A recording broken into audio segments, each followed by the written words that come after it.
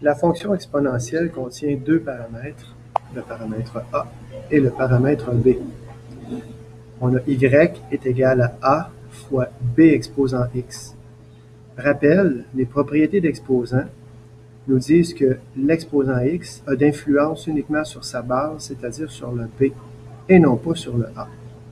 On prend donc b exposant x fois a est égal à y. Prenons un exemple. Une personne connaît un secret, une seule. À chaque heure, elle le dit à une autre, alors le nombre de personnes qui connaissent le secret double. Au bout d'une heure, j'ai une personne au départ fois 2 exposant 1, ce qui fait 2 personnes. Le graphique ici l'illustre. À 0 minute, 0 heure, j'ai une personne qui connaît le secret. Au bout d'une heure, cette personne-là le dit à une autre. On a 2 personnes qui connaissent le secret. Au bout de 2 heures, chacune des 2 personnes le dit à une autre. Le nombre a donc doublé. J'ai 4 personnes qui connaissent le secret. Au bout de 3 heures, le nombre 4 a doublé. Je suis rendu à 8. Ce qui se passe, c'est que l'exposant, qui est x, augmente de 1 à chaque fois. Donc, la valeur de y dépend de la valeur de x et les paramètres a et b déterminent que chaque fonction est unique. Alors, dans ce cas-ci, le 1, on peut voir graphiquement que c'est l'ordonnée à l'origine. Parce que si x vaut 0, je rappelle que n'importe quoi à la 0, ça fait 1. Donc, 2 exposant 0, ça fait 1. 1 fois 1, ça fait 1. Donc, je coupe 0,1. Alors, le paramètre a, c'est l'ordonnée à l'origine de la fonction exponentielle. Le paramètre b, c'est un paramètre multiplicatif. Dans le fond, ce que ça veut dire, c'est que je multiplie l'ordonnée à l'origine par le paramètre multiplicatif autant de fois que le x me dit. Si je veux, au bout de 3 heures, je fais 1 fois 2 fois 2 fois 2. Donc, 1 fois 2 à la 3.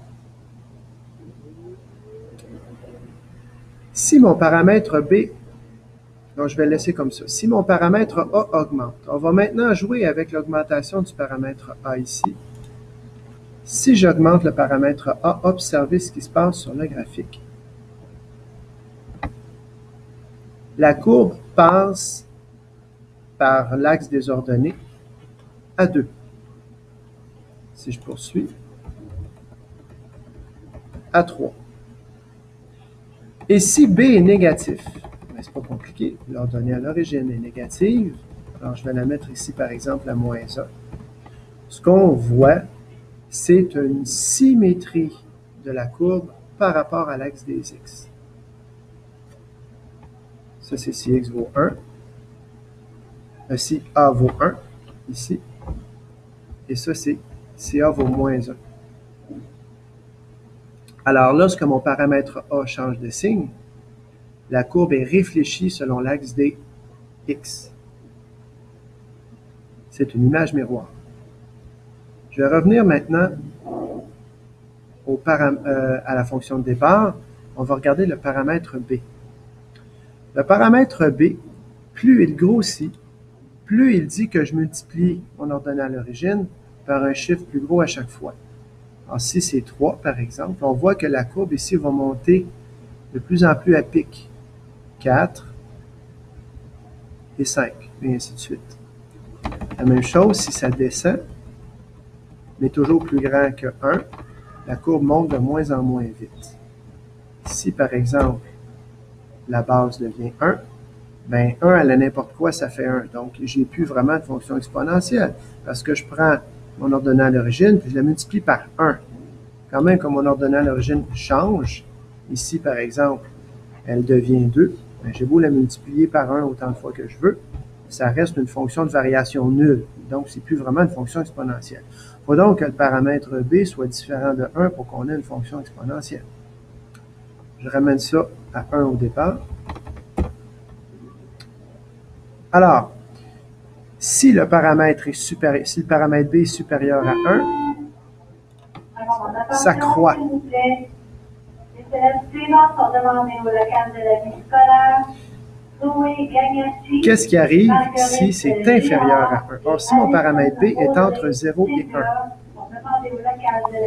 la courbe va décroître parce que je multiplie 1 par un nombre plus petit que 1 à chaque fois. Alors, si par exemple c'est 0,5, je vais changer ça. Si je fais 1 fois 0,5, ben 1 fois 0,5, ça fait 0,5. Fois 0,5, ça fait 2,25. Fois 0,5, et ainsi de suite. Alors, j'ai une demi, un quart, un huitième, un 16e, un 32e, et ainsi de suite. Donc, le paramètre B, s'il est entre 0 et 1, exclusivement, la fonction décroît parce que je multiplie le paramètre A, qui est l'ordonnée à l'origine, par un chiffre plus petit que 1. Et s'il est plus grand que 1, le paramètre B, bien, la fonction est croissante parce que je multiplie par un chiffre plus grand que 1. Ce qui reste à voir, c'est si mon paramètre B est négatif.